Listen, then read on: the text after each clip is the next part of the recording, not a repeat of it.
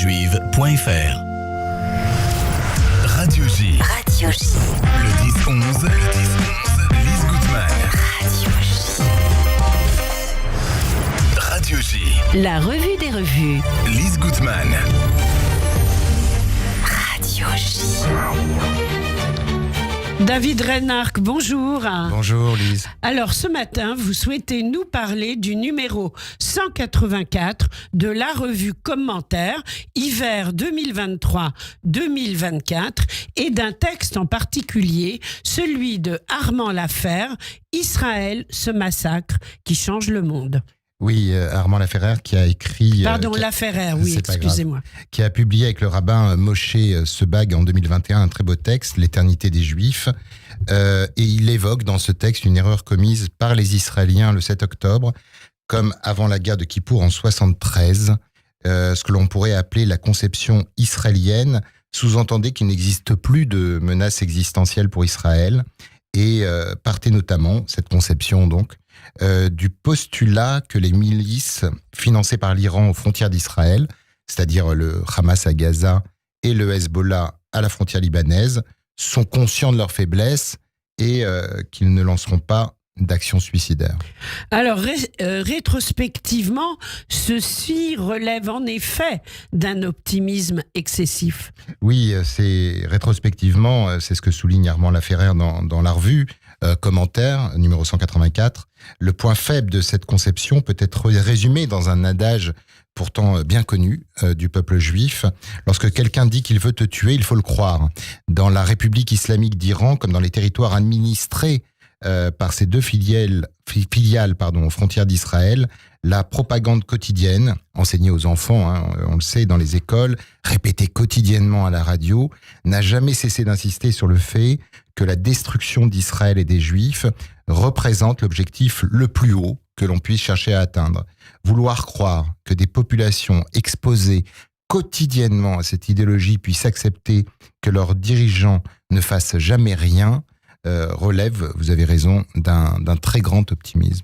Alors David, cet optimisme démesuré ne doit pas occulter d'autres erreurs plus fondamentales. Et tout cela, bien sûr, dans la revue Commentaire. Oui, Armand Laferrère, donc dans ce numéro, évoque cette erreur, on pourrait dire même cette faute, qui accompagne depuis plus de 50 ans tous les efforts occidentaux en vue de trouver une solution au conflit israélo-arabe. À aucun moment, les puissances occidentales n'ont fait passer à la partie palestinienne le message crédible que la pérennité d'Israël serait une condition impérative de tout accord. Alors, pouvez-vous illustrer cette affirmation d'un exemple, David ? Prenez par exemple l'UNRWA, la propagande éliminationniste qui pollue les esprits palestiniens depuis l'enfance, est financée, donc on le sait maintenant, dans les écoles, par une organisation des Nations Unies, l'UNRWA, qui est chargée du soutien aux réfugiés palestiniens, selon d'ailleurs des règles juridiques propres à cette seule population et différentes, ces règles, de celles qui s'appliquent à tous les autres réfugiés du monde. Il a été prouvé que l'UNRWA offrait des emplois aux terroristes du Hamas. L'idéologie qu'elle diffuse constamment est celle du droit au retour sur des terres actuellement israéliennes. Alors pourquoi l'auteur du texte fait-il un lien entre le refus des puissances occidentales de soutenir les garanties de sécurité d'Israël et le pogrom du 7 octobre ? Eh bien, le refus des puissances occidentales de dire clairement que l'existence d'Israël est irréversible est responsable de la situation qui a conduit au massacre du 7 octobre. Les jours qui ont suivi ont montré qu'il faisait partie d'un conflit plus général, dirigé non contre Israël, mais contre l'Occident dans son ensemble. Dans le monde entier, des foules musulmanes, éveillées par l'odeur du sang, se sont mises à manifester lors d'une série d'événements parfaitement coordonnés. Notons que ces manifestations ont commencé bien avant la riposte israélienne. Il s'agissait vraiment d'affaiblir le soutien à Israël, qui avait augmenté à la suite du pogrom, et de réunir, nous dit l'auteur de ce texte, toutes les conditions, via un nouveau front avec le Hezbollah après Gaza, pour lancer une guerre totale de l'islam contre Israël, première étape d'une guerre générale contre l'Occident. Un texte du numéro 184 de la revue Commentaire s'intitule « Le judaïsme, la science et moi ». Qui est Jean-Claude Weil, l'auteur de ce texte ? Alors, Jean-Claude Weil, il est membre de l'Académie des sciences, c'est un savant biologiste, spécialiste du système immunitaire.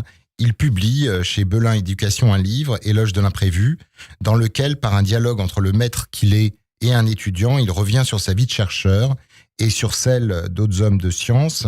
La revue Commentaire offre à ses lecteurs quelques fragments bien choisis du livre. Ces bonnes feuilles ont été écrites avant le 7 octobre. On les lira en pensant au drame qui s'est ouvert ce jour-là. Et que dit ce savant des liens de la science avec le judaïsme, David Reinhardt ? L'étudiant lui demande ce que pense le juif laïc qu'il est du fait que de nombreux juifs obtiennent le prix Nobel alors qu'ils sont minoritaires dans la population. Et Jean-Claude Weil répond « Veux-tu me faire dire qu'il serait équitable de créer un prix Nobel pour les non-juifs ?» Et il cite le Rav Adin Steinsaltz « Les juifs croient être le peuple élu et les non-juifs croient que c'est vrai. » Plus sérieusement, donne-t-il une explication à cette attirance chez les juifs pour la recherche ? Il part du fait que le judaïsme est une religion du livre. Dans les villages les plus reculés de Pologne au Moyen-Âge, où tout le monde est illettré, les petits juifs savent lire car ils doivent étudier la Torah et le Talmud, et ces textes qui fondent leur existence sont devenus, comme l'a souligné Heinrich Heine, leur patrie portative. Et je veux juste rajouter, même les femmes au Moyen-Âge, les femmes juives étaient lettrées, alors elles lisaient en yiddish, mais elles lisaient. C'était le féminisme avant le... Voilà. Il y a aussi la pression liée aux persécutions, David. Oui, que l'on retrouve dans de nombreuses diasporas, et cette injonction d'avoir à étudier pour s'assurer un bagage immatériel. Chaque enfant juif, d'où qu'il vienne, a entendu ses parents lui dire que la seule chose dont on ne pourra pas le spolier et qu'il pourra emmener avec lui, c'est ce qu'il réussira à emmagasiner dans son cerveau. Et il y a aussi ce texte dans la revue sur l'économie israélienne face à la guerre. Les morts, les blessés, les destructions du 7 octobre, puis la mobilisation de plus de 360 000 réservistes ont eu de nombreux effets sur l'économie israélienne, au point de faire de la guerre contre le Hamas non seulement la plus dramatique, mais aussi la plus coûteuse de l'histoire de l'État d'Israël. Dov Zera nous offre dans ce texte une analyse économique d'où il ressort que hors perte humaine et manque à gagner du PIB, cette guerre coûte en effet 10% du PIB, contre 1% pour la deuxième guerre du Liban en 2006. Et l'auteur en conclut en disant aussi que la cohésion sociale et le sang versé exigent une lutte contre les inégalités aujourd'hui. Et il parle, après ça c'est pas mon domaine, c'est que l'augmentation de la pression fiscale s'avère donc selon lui inéluctable. Alors vous souhaitiez, David, aussi évoquer le texte de Jacques Rupnik sur Kundera et l'Europe. Oui, j'aime ce texte en effet pour ce qu'il rappelle notamment que les valeurs, plus que la géographie et encore moins les tanks, dessinent les frontières, ces valeurs qui ont un ancrage dans une culture et font partie d'un héritage partagé, sans cesse réapproprié et renouvelé. Pour les petites nations d'Europe centrale, il s'agit d'une question existentielle. C'est parce que leur existence ne va pas de soi, n'est pas assurée, si vous voulez, qu'elles doivent persévérer dans leur être par la culture, ou plus précisément par leur contribution à la culture européenne et universelle. Et cette existence qui ne va pas de soi fait écho aussi aujourd'hui, évidemment, à l'existence qui ne va pas de soi non plus de la petite nation juive. Alors, vous nous avez parlé du numéro 184, le numéro 185 du printemps 2024 de la revue Commentaire. Est-il déjà sorti ? Est-ce que vous pouvez... Apparemment, oui. Donc, vous pouvez nous en dire un mot. Je le montre à l'antenne. Voilà. Oui, on lira dans ce numéro le texte de Gérard Haraud, ancien ambassadeur de France en Israël, qui explique par quelle voie, avec qui et comment on pourrait parvenir à la solution de deux États. La revue proposera cet article comme élément de réflexion à des hommes politiques et à des experts en Europe et au Moyen-Orient, de leurs avis et de leurs observations qu'ils feront paraître dans un prochain numéro, et de la discussion qui suivra. Ils espèrent que naîtront les volontés d'aboutir à une paix assurant la survie d'Israël et surtout son acceptation par les Palestiniens. à Radio J et plus spécifiquement à la revue des revues, nous suivrons cela de près. Avec plaisir, bien sûr. Alors, on peut lire aussi dans ce riche numéro un texte de Roger Kimball, « Des barbares en chair à l'Université Columbia ». À quoi réagit l'auteur de l'article ? Même si on s'en doute. Oui, d'une lettre ouverte signée par des professeurs de Columbia, dans laquelle ils appellent l'université à défendre les étudiants qui soutiennent publiquement le Hamas. Vous savez ce qui se passe sur les campus américains actuellement. Et dans cette tribune, il est question, je cite, d'une action militaire commencée le 7 octobre, et je cite encore, du contexte plus vaste de l'occupation de la Palestine par Israël. Alors, sur l'action militaire commencée le 7 octobre, cette formule est abjecte, dans la mesure où il ne s'agit bien sûr pas d'une action militaire, mais d'un massacre génocidaire entrepris pour semer la terreur. Alors l'auteur rappelle que la réponse que Tsahal a apportée au massacre tranche avec le comportement du Hamas.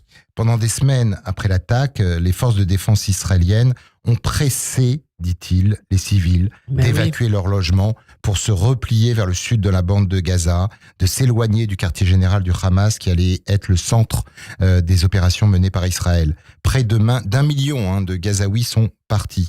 Davantage encore ont essayé de le faire, mais, nous rappelle l'auteur de cet article, ont été empêchés par le Hamas, qui a confisqué leurs clés de voiture et leur essence, et en outre détruit les couloirs humanitaires qu'Israël avait construits pour faciliter leur évacuation. Donc le Hamas, dit-il, a depuis le début bafoué ouvertement les conventions de Genève, notamment en se servant des civils comme des boucliers humains. Alors l'autre élément dont parle le texte est l'anéantissement d'Israël. Oui, Israël existera, je cite la charte du Hamas, et continuera à exister jusqu'à ce que l'islam l'anéantisse. Certaines personnes cherchent à distinguer entre l'antisionisme et l'antisémitisme. Le Hamas n'a pas l'esprit aussi embrouillé et aussi subtil, si j'ose dire. Son document fondateur prédit, je cite, « Le jour du jugement ne viendra pas sans que les musulmans combattent les juifs, les tuent. Lorsque les juifs se cacheront derrière des pierres et des arbres, les pierres et les arbres diront aux musulmans, aux serviteurs de Dieu, un juif se cache derrière moi, venez le tuer. » Bon, c'est bien sûr une citation de la charte du Hamas, je le dis pour les auditeurs qui viennent d'arriver. C'est pas un appel de Radio J. Non, quelle horreur. Cette déclaration a au moins le mérite d'être claire. Pas besoin, écrit Roger Kimball, d'une formation poussée en herméneutique pour en comprendre la signification. Mais oui. Vous souhaitiez, David Reynard, terminer en citant les chroniques des postures ordinaires que signe André Perrin dans la revue. Oui, joli commentaire aussi pour ces chroniques à l'ironie mordante. André Perrin, dans un paragraphe intitulé « Israël a le droit de se défendre, mais » évoque ceux qui adjurent Israël de ne pas se livrer à une riposte disproportionnée. Et cela ne se hasarde jamais, souligne-t-il, à indiquer ce que serait en fait une riposte disproportionnée. Proportionnée. Il conclut que pour être proportionnée, la riposte d'Israël ne doit être ni d'un niveau égal, ni d'un niveau supérieur, cela va de soi, ni d'un niveau inférieur. En fait, la seule riposte proportionnée, dans le cas, bien sûr, que d'Israël, c'est l'absence de riposte. Ce qui s'appelle, en langage politiquement correct, un cessez-le-feu immédiat. Voilà, on conseille la revue Commentaire. C'est le numéro du printemps 2024, numéro 185. Merci David Reynard et à très vite Liz Gutmann. sur Radio J. Au revoir. À bientôt, au revoir. Radio J.